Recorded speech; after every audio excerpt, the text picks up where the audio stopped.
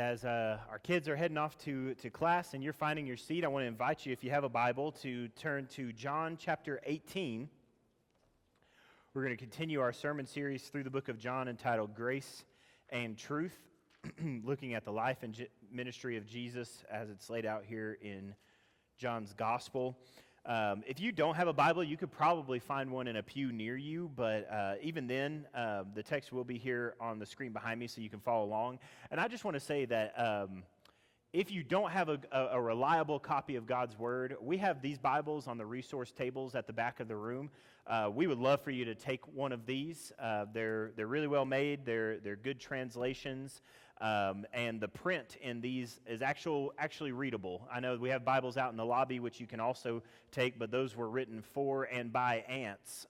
These are much easier on the eyes, so I'd encourage you, grab one if you don't have a Bible. If you know somebody that you think they need a good Bible, grab one for them as well. There's plenty more where these came from, so please help yourself.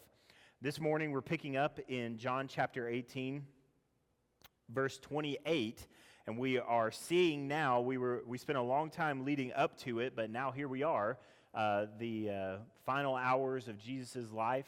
In the last couple of weeks, we have seen Jesus cornered, and we have seen him arrested. Last week, we saw Jesus hauled in and tried, a false trial, trying to build some sort of claim against him, slapping him in the face and doing all that.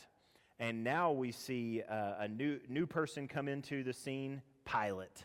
We're going to see that today, and he's going to carry us through the next couple of weeks as Jesus' crucifixion approaches, starting in verse 28. And we're going to have a question asked, a rhetorical question, I think, posed from the text, and that question is, what is truth?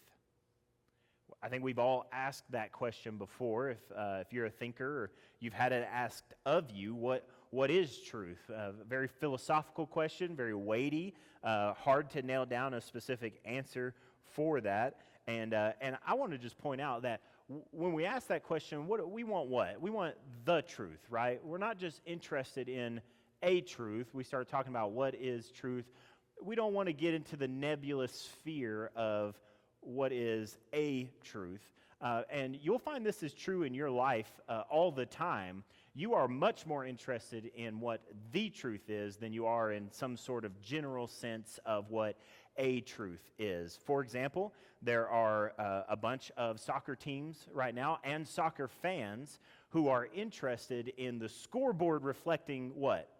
The truth of how the game has gone. Not a truth, not a general sense of what's going on. They want to see the truth reflected up there on the scoreboard. Sometimes it hurts your feelings when you see it, but it is the reality. You want the truth up there.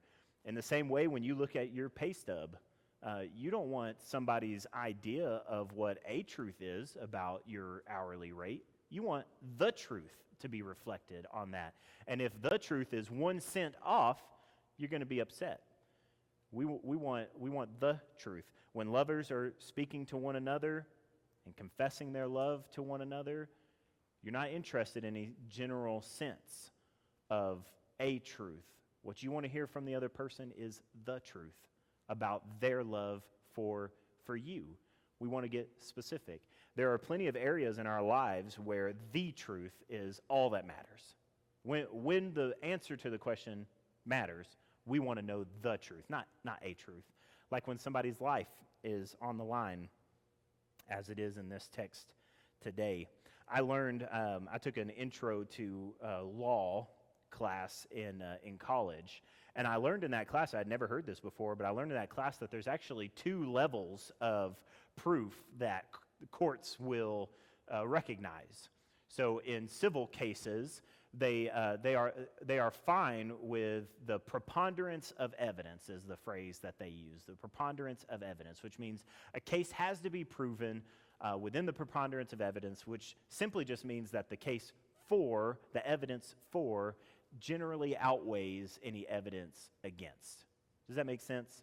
So within the preponderance of evidence just means that there's more evidence for the case than there is against it. Generally speaking, the scales tip towards the case, right? But there are other cases, like in cases of murder, where preponderance of evidence does not cut it. A murder trial must be proven how? That case has to be proven beyond a shadow of a doubt, is the phrase that they use there. So in civil cases, we're fine, preponderance of evidence, the evidence for generally outweighs the evidence against. But in important cases where someone's life is on the line, we move beyond the preponderance of evidence and we get to a place where something has to be proven beyond a shadow of a doubt. That means that it has to be proven not just, the evidence for outweighs the evidence against. There can't be any evidence against because somebody's life is on the line, and if there is any evidence against, then that's enough grounds to acquit them. That's what we're looking for. When it comes to cases like that, the truth is the only thing that matters. And here we have Jesus. His life is on the line, and the person who has the power of life and death, notionally speaking, is asking questions like, what is truth? We're going to see that in the text today. There's two big movements that we're going to see. Verses 28 through 32, we'll see the hypocrisy of the Jews. In verses 33 through 40, we'll see the passivity of Pilate. And what we'll see in this passage, which asks that question, what is truth? What we're going to find out is that it doesn't really matter what truth is if you don't embrace it and if you are not willing to stand up for it. Truth doesn't matter if you don't embrace it and if you're not willing to stand up for it. Knowing the truth doesn't really carry a lot of weight if you're not willing to embrace it or stand up for it. And that's what we're going to see in the text today. So let me pray for us one more time, and then we'll take a look at it. Heavenly Father, thank you for this passage, and thank you for these people that are here this morning. I pray that all of us would be equipped by your word, that we would be shown your ways, and that our hearts would be bent toward you. I pray, Lord, that you would embolden us to embrace, not just know, but embrace and stand on the truth. I pray that we would be people who reflect your glory because of the stance we take. Lord, let this passage warn us. I pray in Jesus' name, amen. So we get through here, we're picking up here in verse 28. So hopefully you found it. If not, it's going to be here on the screen. It says, "Then they led Jesus from Caiaphas," that was the high priest, "into the praetorium, and it was early, and they themselves did not enter into the praetorium so that they would not be defiled, but might eat the Passover. Therefore Pilate went out to them." They're not coming in, so Pilate goes out to them and says, "What accusation do you bring against this man?" And they answered and said to him, "If this man were not an evildoer, he would not have delivered him to you. We would not have delivered him to you." So Pilate says to them, "Well, take him yourselves and judge him according to your law." And the Jews said to him, "We are not permitted to put anyone to death," to fulfill the word of Jesus which he spoke, signifying what kind of death he would die. This is an interesting thing. So we see the Jews have arrested Jesus. They did a false trial for Jesus with the high priest, and now they have brought him to a Roman official, the kind of governor of the area, because as you probably know, the Jewish people were under Roman rule at that time.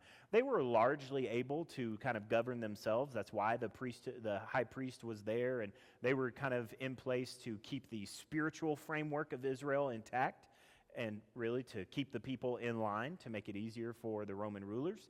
But they did have to pay taxes and answer to the governor of that time, which is Pilate here. So they come and they bring Jesus before Pilate, and verse 28 tells us that they go from the high priest to the praetorium, which was like the governor's quarters. They bring him there, and it tells us that it was early in the day. He was arrested late at night. The trial went through the night. Now early of the day, and they themselves did not enter into the praetorium so that they would not be defiled, but might eat the Passover. So all of this is taking place in the time frame of Passover, which is a celebration in Israel, in Jerusalem, of when they came out of Egypt and they, painted their doorposts with the blood of a lamb and the Spirit of the Lord passed over them. They celebrate that. During that time, people from all over the countryside would pour into Jerusalem.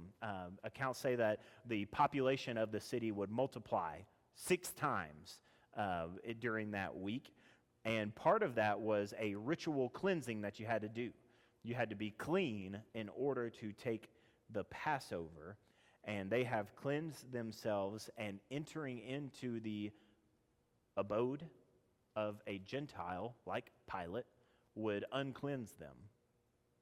So the Jews decide they're not going to go in. They want to stay pure in order to take the Passover.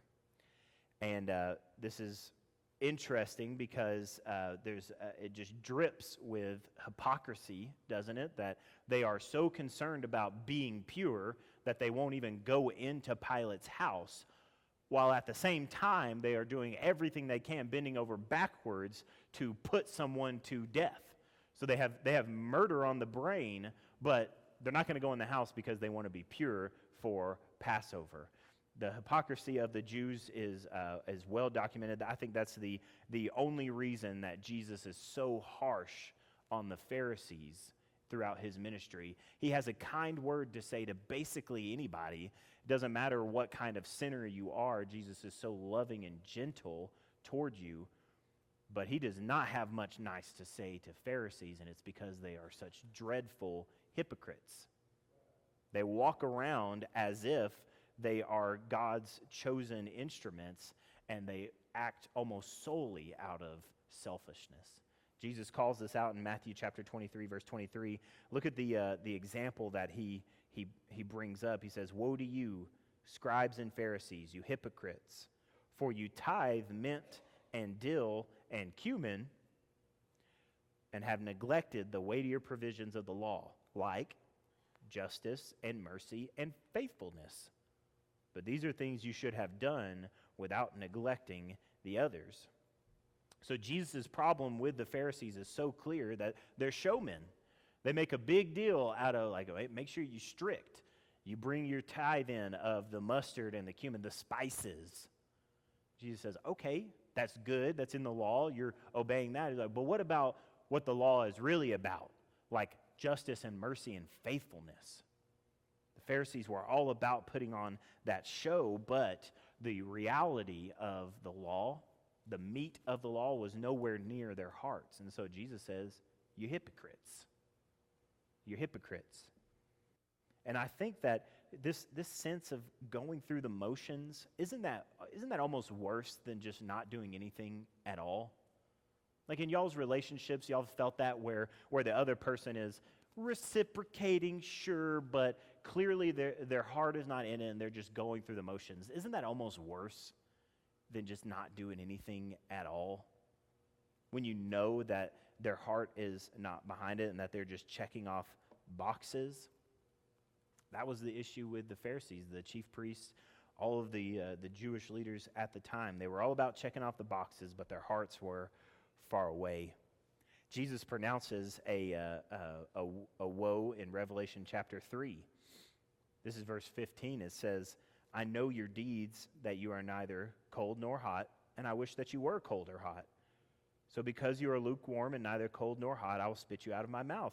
Because you say, I am rich and have become wealthy and have need of nothing, but you don't know that you are wretched and miserable and poor and blind and naked."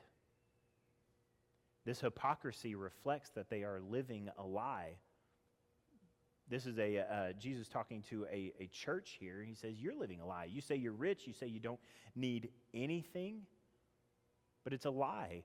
You're poor and you're naked and you're blind. But Jesus doesn't let them stay in that lie. Verse 18 says, I advise you to buy from me gold refined by fire so that you would be rich, and garments from me so that you could be clothed, that the shame of your nakedness will not be revealed, and eye salve for your eyes so that you may see.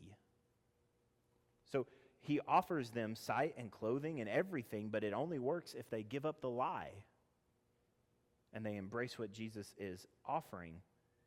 The Jews think that they are doing service unto God by staying outside the praetorium, but they're living a lie masked as a truth because they still have murder in their hearts.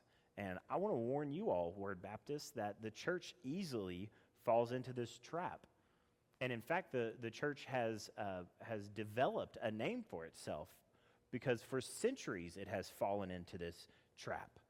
We let ourselves get tied up in legalistic arguments about what is right and what is wrong, all the while we forget that Christ told us to love and serve other people and lay down our lives for other people.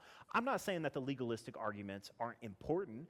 Righteousness is important and how we live is important, but we as the church have developed an identity of we're going to die on this hill while we're completely neglecting the heart of Jesus Christ. We don't want to fall into that trap. Do we really think that Jesus cares what we do in here for an hour on Sunday if that never translates into anything throughout the rest of our week or our lives? Of course not. Jesus wants all of us. Knowing the truth ought to lead us into living by the truth. And here we see the Jews have tricked themselves by thinking that they are pure because they don't go into the praetorium. That's a trick. It's a lie. They're fooling themselves. Their purity is not affected by whether or not they go up the stairs or not. And we trick ourselves, Christians, if we think that coming to church for an hour a week is the same as following Christ. The two are not the same. Hypocrisy is a big issue in Christianity, and it's for a good reason. If we just think about it for a second, it is really easy to avoid being accused as a hypocrite if you just never really stand for anything, right? Like if you're not willing to make any strict claims about what is right or wrong, then you really easily bypass the whole hypocrite argument.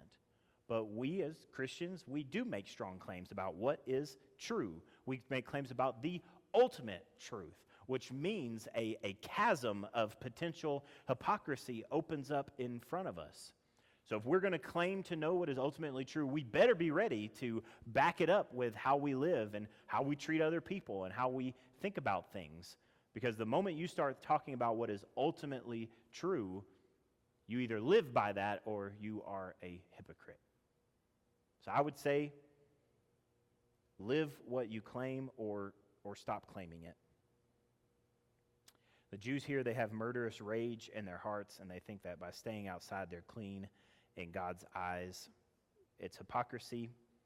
But anyways, they stay, and so Pilate has to come out to them. We see that verse 29. Pilate comes out to them and says, "What accusation do you bring of this man?" And in verse 30, you see there, they give him kind of a half answer. This isn't a real answer. It says, if this man were not an evildoer, then we would not have delivered him to you. That's not a real answer. We see in other places in the gospel that there are accusations that the Jews want to level against Jesus, especially when they're talking to the Roman rulers. They have their accusations. He's making himself out to be king. They're angry at him because he's leading people away. He's healing on the Sabbath. He's doing all these things. He's made a lot of mistakes in their eyes. But I think John is trying to give us the flavor of what's going on in this context, which lines up with that question, what is truth? And the Jews here give this half answer to show how they are skirting the truth. Well, if he wasn't an evildoer, would we be standing here? We know that's not an answer. That's not a real answer. But Pilate says, okay, take him yourself and judge him according to your law. And now the Jews say to him, we are not permitted to put anyone to death. I think this is odd too. This is also another one of those kind of half-truths because if they're talking about the law of Moses, then they are permitted to put somebody to death.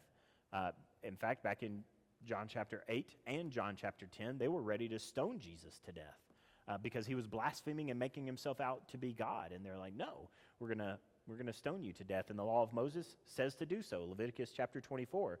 So when they say we're not permitted to kill anybody, they can't be talking about permitted by the law of Moses because it does allow them to kill somebody. And I wonder if they mean, well, your Roman authority, the Roman law doesn't allow us to kill anybody. It was like, okay, that might be true. But on the other hand, Pilate just said, go and deal with him yourself, which sounds like permission. And I think what we see here is the self-preservation of the Jewish leaders coming into play. We see that throughout the Gospels, where they're kind of stuck. They're in between a rock and a hard place here, because on the one hand, if they let Jesus keep doing what he's doing, then he is going to continue to lead the people away from them. They're going to lose their authority. So out of self-preservation, they have to do something, and the solution is kill him, but catch, if they just kill him, then the people are going to turn on them. So what are they going to do? Well, they let Pilate and the Romans take care of Jesus. They twist some truths, they press the right buttons, and they put this issue on Pilate's plate. I think this reveals even more the hypocrisy and the deception of the Jews. If they really believed that Jesus was a blasphemer and needed to be dealt with, then they would deal with him, regardless of the consequences. If they were really convinced that that's who Jesus was, they would deal with him regardless of the consequences. But instead, we see their deception and their hypocrisy by scheming to make Pilate deal with it instead of themselves. The truth of the situation is not the main thing on their mind. But the miraculous thing we see here is in verse 32. So whether they're telling a half-truth or a whole lie, or twisting and scheming to get Pilate to do their dirty work, all of it falls in alignment with Jesus's and God's plan. Verse 32 says, "This was to fulfill the word of Jesus which he spoke, signifying what kind of death he was going to die." If they killed Jesus according to the law of Moses, he'd be stoned to death. In fact, John 8, John 10, they tried to do just that. They wanted to stone Jesus to death. But Jesus already said that he was going to be lifted up. And it's the Romans, not Jews, it's Romans who crucify people. So they have their own selfish motives, but they bring Jesus before the Roman ruler, fulfilling what he said, that he was going to be lifted up. They may not care about the truth. I don't think they do care about the truth, but Jesus does. Let them be liars. Jesus is always going to be true. And now we have Pilate, picking up in verse 33. Pilate is really no better than the Jews, although I would say instead of him being a hypocrite, his big crime is that he is passive throughout this whole thing. We see him a lot here, and in chapter 19, we'll see over the next couple of weeks, Pilate is just cruising. He's passive, and not much better than the Jews, but in a different way. So let's read it real quick, verses 33 through 40. "Therefore Pilate entered into the praetorium and summoned Jesus and said to him, 'Are you the king of the Jews?' And Jesus answered, 'Are you saying this of your own initiative, or did others tell you about me?' Pilate answered, 'I'm not a Jew, am I? Your own nation and chief priests delivered you to me. What have you done?' Jesus answered, 'My kingdom is not of this world. If my kingdom were of this world, then my servants would be fighting for me so that I would not have been handed over to the Jews. But as it is, my kingdom is not of this realm.' Therefore Pilate said to him, 'So you are a king?' Jesus answered, 'You say correctly that I am a king. For this I have been born, and for this I have come into the world, to testify to the truth. Everyone who is of the truth hears my voice.' And Pilate said to him, 'What is truth?' And when he had said this, he went out again to the Jews and said to them, 'I find no guilt in him. But you have a custom that I release someone for you at Passover. Do you wish that I release for you the king of the Jews?' And they cried out again, saying, 'Not this man, but Barabbas.' Now Barabbas was a robber." So we see here, Pilate comes in to address Jesus directly, and he asks him, "Are you king of the Jews?" That's the big accusation of Jesus. He's making himself out to be king. In John chapter 19, they even really spell it out for Pilate. They're like, he's making himself out to be king, and if he's doing that, then he is an enemy of Caesar. So what are you going to do about it, Pilate? So that's the accusation, and Pilate asks, Are you the king of the Jews? And Jesus responds in verse 34 with this question, are you saying this of your own initiative, or did you hear that about it? Like, where is this coming from, Pilate? There's a lot of ways that you could ask that question. Accusatorily, hopefully, skeptically. Are you the king of the Jews? And so Jesus asks, where is this coming from? And Pilate makes it very clear that that question has absolutely nothing to do with his own convictions. Absolutely nothing to do. He said, where's this coming from, Pilate? And he says, I'm not a Jew, am I? So right away, he's distancing himself from Jesus. I'm no Jew. What does it matter to me if you're king of the Jews? It doesn't involve me. But even more, he says, it's your own nation that have delivered you to me. So what have you done? So Pilate is backing himself away from the situation. You Jew, king of the Jews or not, it doesn't matter to me. I'm not a Jew. Your nation brought you here, so now I'm trying to deal with it. And I think this is Pilate's big mistake. As we see throughout the rest of this account of Jesus' trial and him getting beaten and him getting crucified, the whole time Pilate could put an end to it, but he doesn't, because he doesn't want to get involved. He's really the one in charge, but he wants to be left alone. He says, y'all deal with it yourself. So he takes a completely passive approach. So Jesus responds, my kingdom is not of this world. You see how Pilate wanted Jesus kind of in a separate bubble from him? He says, I'm no Jew. It's your people that have brought you here. What did you do? He's trying to keep Jesus kind of in this other separate bubble. But Jesus declares, my kingdom is not of this world, because if it was, my servants would be fighting for me. But as it is, it's not of this realm. Very similar to what he said when he was being arrested. I could say a word and 12 legions of angels would come and take care of this for me. But he didn't. And here again, yes, he is the king. You wouldn't guess it because he's tied up on the ground before a governor, but it's because his kingdom is of a different realm. And here Pilate says, so you are a king.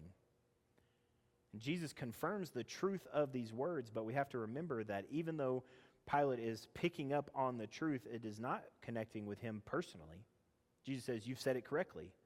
I am a king, and that's why I've been born into this world, to testify of the truth. I would say testify of that truth, that I am a king. And everyone who is of the truth hears my voice. But we know this isn't connecting with Pilate, because he comes back with what is truth. Completely personally disengaged from what the truth is. How do we know if somebody really embraces the truth? It's not just because they say it. Anybody can just say the truth. It's not by just them going through the motions, but embracing the truth means standing on it and standing with it, even against opposition. Back in Romans chapter 10, verse 9, we see that the pathway to salvation is confessing with your mouth that Jesus is Lord. That's good, but it has to come from deeper. It says, believe in your heart that God raised him from the dead, and you will be saved.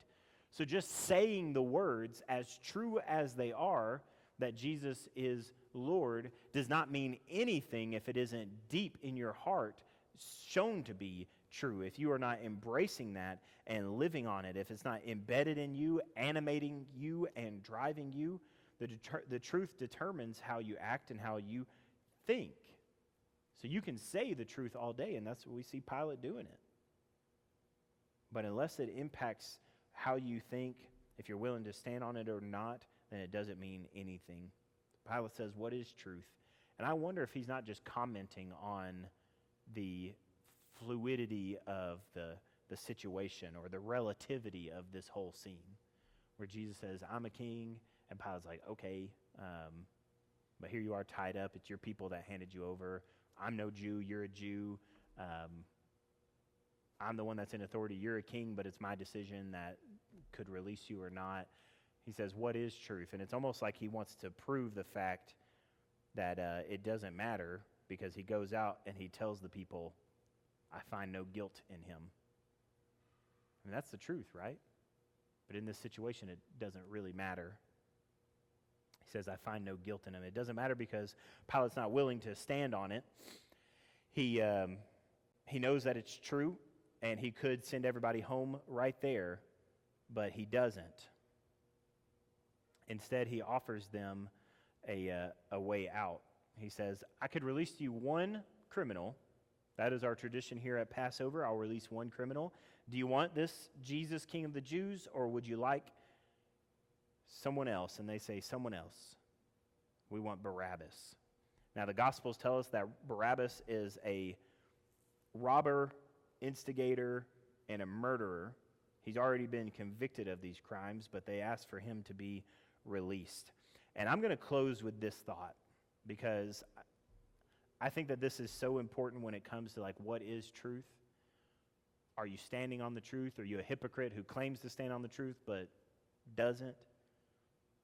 At the end of the day, what is the truth about Jesus here? We see that he is king. We see that he has the power to save himself and doesn't. He does that for you. So he is the king, but he's willing to die for us. That's the truth. However, how many other leaders have you ever seen around the world who is willing to die on behalf of people who hate him? It doesn't happen. Jesus is king, but he's also willing to die. And Pilate says it himself, there's no guilt in him. Everybody else has skeletons in the closet. All the rest of us here, we've tripped up, we've lied and hurt people and acted selfishly and pridefully and all of those things. We all have cracks in the foundation. Jesus, it's a truthful statement, has no guilt in him. And yet here he is as a criminal. So he's king, he has the power, but he doesn't use it for our sake. And the truth is he is guiltless. But the people say, no, we don't want that. We want Barabbas. And I'm going to close with this thought, that I think that if you're going to reject Jesus, if you're going to set him aside, you absolutely must necessarily replace him with something else. There is no open position. If it's not Jesus, he has to be replaced with something. And I think Barabbas represents all of those possible substitutions that we could place in our lives. You reject the truth of Jesus? Fine. What are you replacing it with? Because I would say, based on what we see in the Bible, that all other ground is sinking sand. You take Jesus off the table, you replace him with Barabbas, fill in the blank, it is lesser.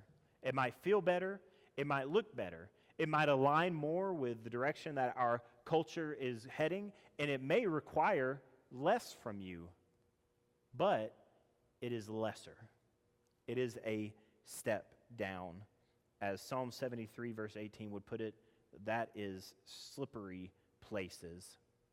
Person who builds their house on Jesus is someone who has built their house on a rock, a firm foundation. We don't want to be hypocrites who claim to know the truth but don't live like it. And we don't want to be passive, knowing the truth but refusing to stand up for it. To build your house on the truth is to live in it, to be in it, to hold on to it to the very end. This world will pull you in a million different directions, wants to consume your life and make your life about whatever. I think anything can replace Jesus in our hearts, but he is the truth, and we want to be people who are built on that truth. So Stan is going to come back up here, and he's going to lead us in a closing song. Sharon, or Share Bear as I like to call her, Sharon is coming back up with him. As we go into this time of reflection, I want to encourage you. This is a question that only you can really answer for yourself, is what is your relationship with the truth of Jesus Christ? Are you somebody who would claim the truth of Jesus Christ, but never reflect it in the way that you live or think or treat other people? Or are you somebody who claims the name of Christ and will live it, but only to a point? You know, you want to keep that in a bubble so that you're not exposed or in danger from judgment. Christ calls for all of us He doesn't want what you can bring him. He doesn't want what you can do for him. He wants you to live in the truth and stand on the truth.